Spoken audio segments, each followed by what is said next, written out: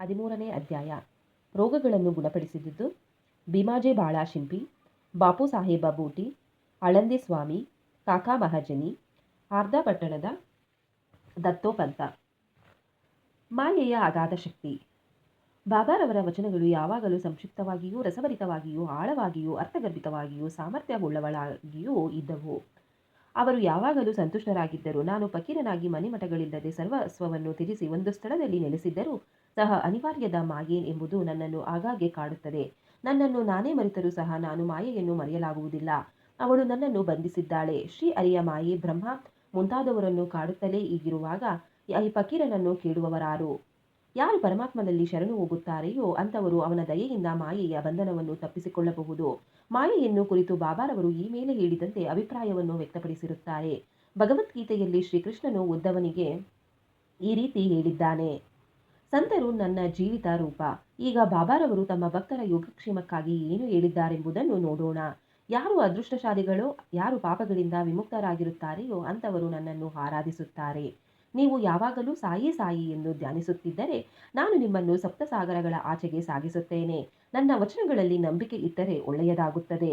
ನನ್ನ ಆರಾಧನೆಗೆ ಪೂಜಾ ಸಾಮಗ್ರಿಗಳ ಅವಶ್ಯಕತೆ ಇಲ್ಲ, ಪರಿಶುದ್ಧವಾದ ಭಕ್ತಿ ಒಂದೇ ಸಾಕು ಎಂದು ಬಾಬಾ ಹೇಳಿರುತ್ತಾರೆ. ಭೀಮಾಜಿ ಪಾಟೀಲ.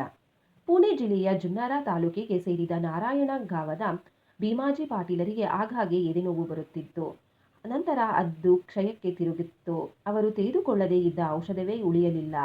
ಆದರೂ ರೋಗ ಗುಣವಾಗಿರಲಿಲ್ಲ. ನಂತರ ಬದುಕುವ ಭರವಸೆಯನ್ನು ತೊರೆದು ಅವರು ಭಗವಂತನನ್ನು ಪ್ರಾರ್ಥಿಸಿದರು. ಸ್ಥಿತಿಗತಿಗಳು ಚೆನ್ನಾಗಿರುವಾಗ ನಾವು ಭಗವಂತನನ್ನು ಸ್ಮರಿಸುವುದಿಲ್ಲ.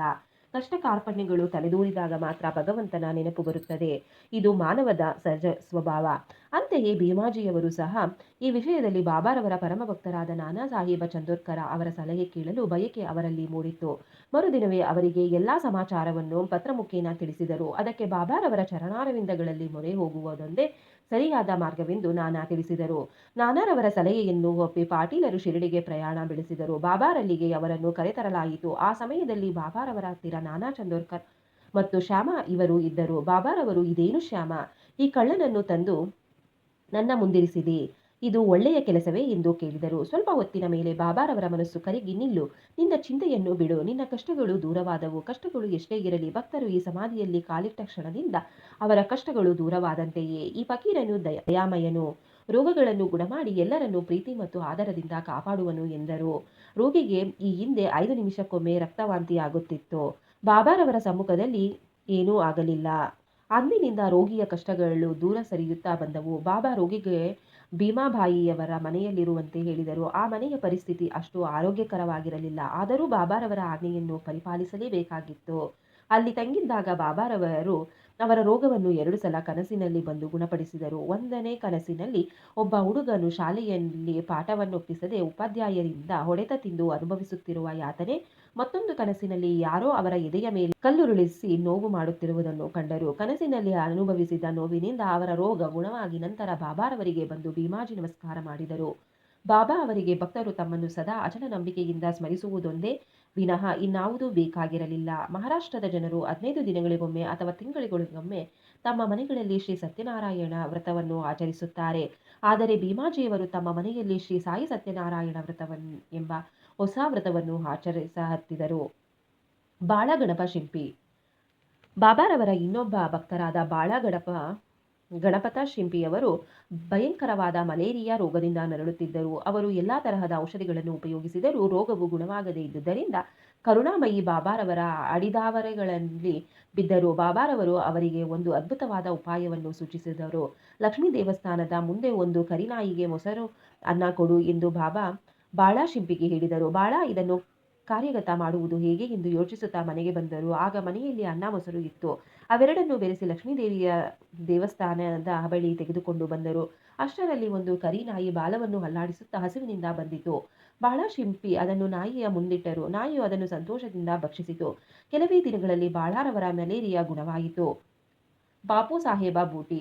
ಬಾಪು ಸಾಹೇಬ ಬೂಟಿಯವರಿಗೆ ಒಂದು ಸಾರಿ ವಾಂತಿ ಮತ್ತು ಆಮಶಂಕೆ ಆರಂಭವಾಯಿತು. ಯಾವ ಔಷಧಗಳಿಂದಲೂ ಗುಣ ಕಾಣಲಿಲ್ಲ. ಬಹಳ ಆಯಾಸವಾಗಿದ್ದುದರಿಂದ ಮಸೀದಿಗೆ ಹೋಗಲು ಸಹ ತ್ರಾಣವಿಲ್ಲದಂತಾಯಿತು. ಬಾಬಾ ಅವರನ್ನು ಕರೆಯಿಸಿ ಮುಂದೆ ಕೂರಿಸಿಕೊಂಡು ಎಚ್ಚರದಿಂದಿರು, ಇನ್ನು ನೀನು ವಾಂತಿ ಮಾಡಕೂಡದು ಎಂದು ತೋರಬರಳನ್ನು ಸೂಚಿಸುತ್ತಾ ಹೇಳಿದರು.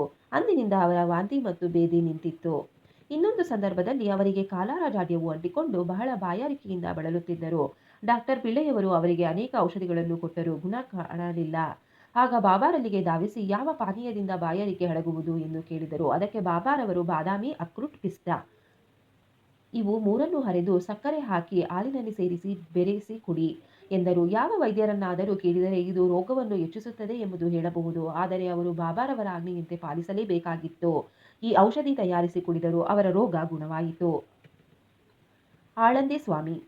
ಆಳಂದಿಯ ಸ್ವಾಮಿಗಳೊಬ್ಬರು ಬಾಬಾರವರ ದರ್ಶನಾಕಾಂಕ್ಷಿತರಾಗಿ ಒಮ್ಮೆ ಶಿರಡಿಗೆ ಬಂದರು. ಅವರಿಗೆ ಕಿವಿ ನೋವಿನಿಂದ ರಾತ್ರಿಯೆಲ್ಲ ನಿದ್ದೆ ಬರುತ್ತಿರಲಿಲ್ಲ. ಅವರಿಗೆ ಶಸ್ತ್ರಚಿಕಿತ್ಸೆ ಸಹ ಆಗಿತ್ತು. ಆದರೂ ಗುಣವಾಗಿರಲಿಲ್ಲ. ನೋವು ಬಲವಾಗಿ ಏನು ಮಾಡಲು ತೋಚಲಿಲ್ಲ. ಅವರು ಬಾಬಾರವರ ದರ್ಶನ ಪಡೆಯಲು ಬಂದರು. ಆಗ ಶ್ಯಾಮ ಅವರು ಸ್ವಾಮಿಯವರ ಕಿವಿ ನೋವು ಹೋಗುವಂತೆ ಏನಾದರೂ ಮಾಡಿರಿ ಎಂದು ಬಾಬಾರಲ್ಲಿ ಬೇಡಿದರು. ಆಗ ಬಾಬಾರವರು ಅಲ್ಲಾ ಅಚ್ಚಾ ಕರೆಗಾ, ದೇವರು ಒಳ್ಳೆಯದನ್ನು ಮಾಡುತ್ತಾನೆ ಎಂದು ಸಮಾಧಾನ ಪಡಿಸಿದರು. ಸ್ವಾಮಿಯವರು ಪುಣೆಗೆ ಹೋದ 1 ವಾರದ ನಂತರ ಕಿವಿನೋವು ಗುಣವಾಗಿದೆ ಎಂದು ಪತ್ರ ಬರೆದರು. ಹೀಗಿತ್ತು ಬಾಬಾರವರ ಮಾತಿನ ಪ್ರಭಾವ. ಕಾಕಾ ಮಹಾಜನಿ. ಇನ್ನೊಬ್ಬ ಭಕ್ತರಾದ ಕಾಕಾ ಮಹಾಜನಿಯವರು ಅತಿಸಾರ ರೋಗದಲ್ಲಿ ನರಳುತ್ತಿದ್ದರು. ಬಾಬಾರವರ ಸೇವೆಗೆ ಭಂಗಬಾರದಂತೆ ಮಸೀದಿಯ ಮೂಲೆಯಲ್ಲಿ ನೀರನ್ನು ಇಟ್ಟುಕೊಂಡು ಆಗಾಗ್ಗೆ ಹೊರಗೆ ಹೋಗಿ ಬರುತ್ತಿದ್ದರು. ಬಾಬಾ ಅವರಿಗೆ ಇದು ಗೊತ್ತಿತ್ತು. ಅವರೇ ಗುಣ ಮಾಡುತ್ತಾರೆಂದು ಸುಮ್ಮನಿದ್ದು ಬಾಬಾರವರಿಗೆ ತಿಳಿಸಿರಲಿಲ್ಲ. ಮಸೀದಿಯ ಎದುರಿನಲ್ಲಿ ಕಲ್ಲು ಮಂಚ ಹಾಕುವ ಕೆಲಸ ಸಾಗುತ್ತಿದ್ದಾಗ ಬಾಬಾರವರು ಇದ್ದಕ್ಕಿದ್ದಂತೆ ಉದ್ರಿಕ್ತರಾಗಿ ಜೋರಾಗಿ ಕೂಗಿಕೊಂಡರು.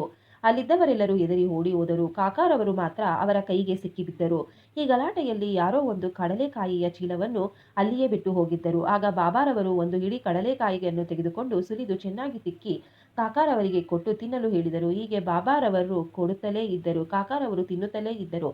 ನಂತರ ಬಾಬಾರವರು ಬಾಯಾರಿಕೆಯಾಗಿದೆ ಎಂದು ಹೇಳಿ ನೀರು ತರಲು ಹೋದರು. ಕಾಕಾರವರು ನೀರು ತಂದು ಕೊಡಲು ಬಾಬಾ ತಾವು ಸ್ವಲ್ಪ ಕುಡಿದು ಕಾಕಾರವರಿಗೂ ಕುಡಿಯಲು ಹೇಳಿದರು. ಕಾಕಾರವರು ಸಹ ಸ್ವಲ್ಪ ನೀರನ್ನು ಕುಡಿದರು. ಆಗ ಬಾಬಾರವರು, ನಿನ್ನ ರೋಗ ಗುಣವಾಯಿತು, ಕಲ್ಲು ಮಂಚ ಹಾಕುವ ಕೆಲಸವನ್ನು ಆರಂಭ ಮಾಡಬಹುದು ಎಂದರು. ನಂತರ ಓಡಿ ಹೋಗಿದ್ದವರೆಲ್ಲ ಹಿಂತಿರುಗಿ ಕೆಲಸವನ್ನು ಆರಂಭ ಮಾಡಿದರು. ಅತಿಸಾರ ರೋಗಕ್ಕೆ ಕಡಲೆಕಾಯಿ ಔಷಧವೇ? ವೈದ್ಯರ ಅಭಿಪ್ರಾಯದಲ್ಲಿ ಕಡಲೆಕಾಯಿ ತಿನ್ನುವುದರಿಂದ ಅತಿಸಾರ ಹೆಚ್ಚಾಗುತ್ತದೆ. ಅದಲ್ಲವೇ ಬಾಬಾರವರ ಲೀಲೆ?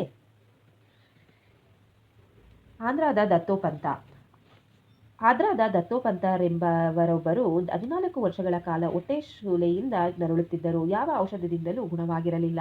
ಬಾಬಾ ಅವರ ಹೆಸರನ್ನು ಕೇಳಿ ಶಿರಡಿಗೆ ಬಂದರು. ಬಾಬಾರವರು ದಯಪೂರಿತ ದೃಷ್ಟಿಯಿಂದ ಅವರನ್ನು ನೋಡಿ ಅವರ ಮಸ್ತಕದ ಮೇಲೆ ಕೈ ಇಟ್ಟು ಆಶೀರ್ವದಿಸಿ ಉದಿ ಪ್ರಸಾದವನ್ನು ನೀಡಿದರು. ಅಂದಿನಿಂದ ಅವರ ಹೊಟ್ಟೆ ಶೂಲೆ ನಿವಾರಣೆಯಾಯಿತು.